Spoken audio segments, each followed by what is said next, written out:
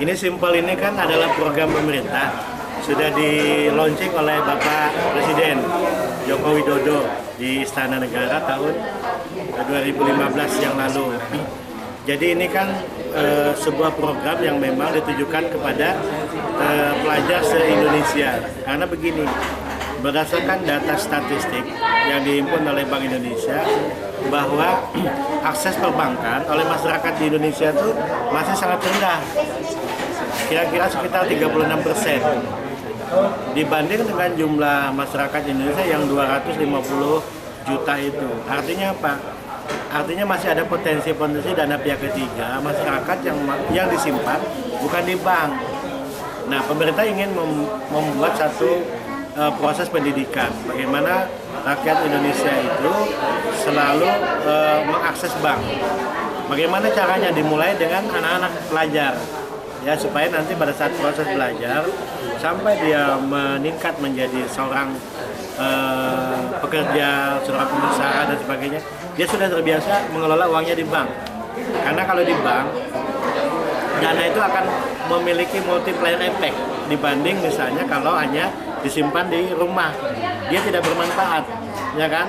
Tapi kalau disimpan di bank, itu dia bermanfaat. Bank akan menyalurkan ke menjadi kredit-kredit, menjadi investasi, misalnya membangun kantor, sehingga masyarakat lainnya bisa menikmati layanan bank, bisa menikmati kredit dari tabungan-tabungan masyarakat. Yang kedua, risikonya kalau misalnya uang itu disimpan di rumah, teman-teman wartawan sebelum pulang ambil di tempat-tempat yang bukan di bank, itu kan bisa hilang. Bisa hilang dan tidak memiliki nilai lebih. Nah, padahal pemerintah melihat uang masih banyak di masyarakat. Inilah program-program pemerintah dalam rangka untuk mendorong supaya uang yang ada di luar perbankan itu bisa dioptimalkan dalam rangka meningkatkan pembangunan. Kemudian yang kedua, kenapa masyarakat yang dituju adalah pelajar? Supaya pelajar ini memiliki satu budaya menabung. Karena menabung itu penting. Ada istilah apa tuh? Istilah peribahasa, rajin menabung, pangkal kaya. Nah, sekarang itu sudah paham semua orang. Tapi bagaimana pemerintah membentuk karakter bangsa? Ya, jangan sampai rakyat Indonesia pada periode yang akan datang itu ketinggalan dunia-dunia lain. Anak-anak dan pengusaha itu semuanya akses ke bank. Di Indonesia saja yang banyak transaksi menggunakan uang tunai, ya kan? Padahal uang tunai itu mahal, kemudian mahal itu maksudnya mencetak uang. Biayanya mahal, kemudian resikonya banyak. Oleh karena itu, sejak awal pemerintah sudah mulai membangun budaya, menjadi gaya. Jadi pelajar-pelajar itu bergaya dia. Aku sudah punya tabungan, aku mudah ke ATM. Untuk Bontang sendiri, Pak? Jadi di kabupaten kota juga sudah kita lakukan MOU di berbagai kabupaten kota. Dan di Bontang ini sudah 10 sekolah yang kita akan coba kerjasama. Mudah-mudahan dengan adanya kerjasama seperti ini nanti sekolah lain tergugah juga, tapi bank akan aktif untuk mendatangi sekolah-sekolah, bahkan kalau perlu nanti kerjasamanya dengan Dinas Pendidikan Kebudayaan, ya kan, supaya nanti Dinas Kebudayaan juga ikut serta memperhatikan anak-anak didik yang ada di kota ini, supaya kota ini tidak lagi beredar uang banyak, tapi beredarnya itu adalah bagaimana transaksi itu melalui lembaga perbankan. Kalau untuk standar tabungannya sendiri, Pak, ada Pak?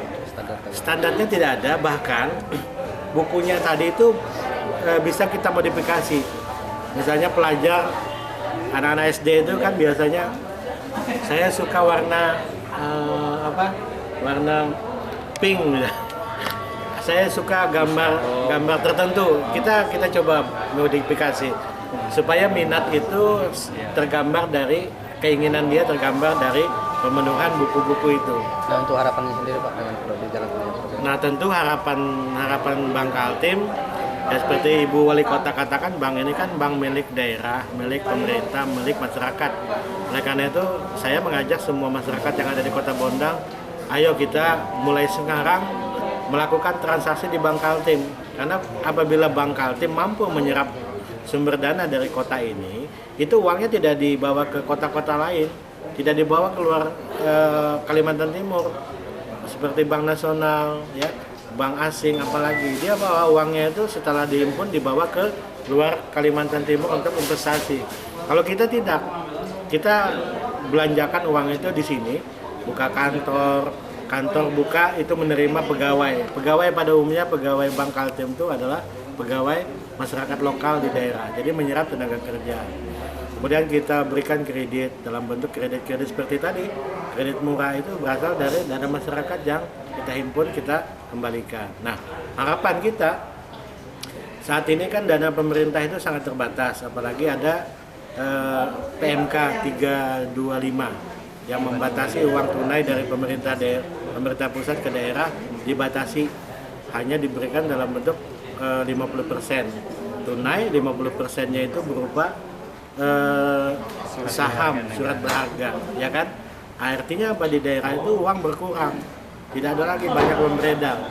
Ini kan bahaya, animo masyarakat untuk berbelanja itu semakin berkurang.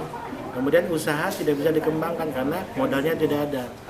Oleh karena itu Bank Kaltim mengambil satu strategi baru, bagaimana Bank Kaltim penetrasi ke masyarakat. Ayo masyarakat menabung ke Bank Kaltim, ya kan? Ini loh, kalau simpel itu simpangan pelajar, walaupun bunganya tidak ada, tapi nanti diberikan gift, ya kan, diberikan gimmick namanya, bisa berupa tas, bisa berupa buku, alat tulis, bahkan mungkin suatu saat nanti Bank Kaltim memberikan semacam beasiswa kepada pelajar-pelajar yang punya prestasi di sekolahnya karena dia menabung. Jadi ada bank memberikan imbalan atas inisiatif, atas keinginan yang besar dari pelajar menabung, kita berikan penghargaan. Kira-kira seperti itu.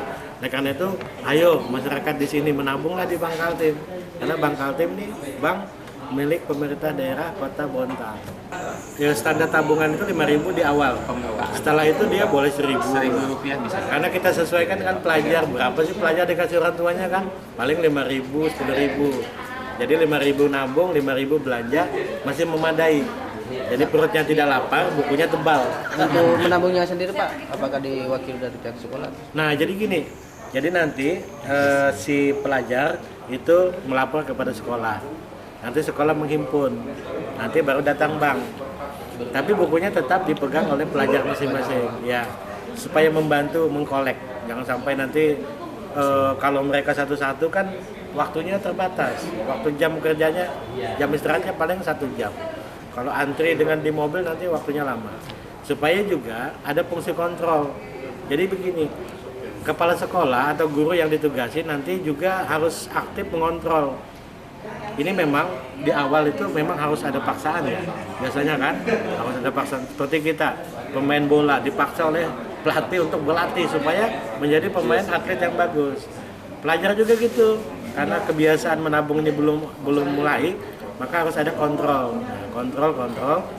Di samping kontrol menabung, kontrol juga mengambil. Pada saat dia mengambil, orang tuanya harus tahu. Nah, boleh orang tuanya tidak tahu. Jadi orang tuanya ikut juga tanda tangan, supaya nanti jangan sampai uang yang diberikan orang tua ditabung, suatu saat habis. Beli apa? Beli pulsa untuk internet segala macam. Nah, ini kita hindari. Jadi ada fungsi kontrolnya. Jadi sistem pencairannya seperti apa Pak? Misalnya saat dia lulus bisa dicairkan? Oh, boleh kapan saja. Kapan saja sesuai kebutuhan.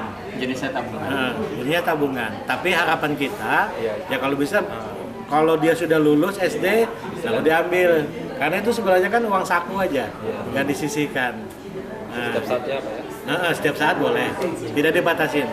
Tapi alangkah baiknya dikumpul, nah supaya dia besar.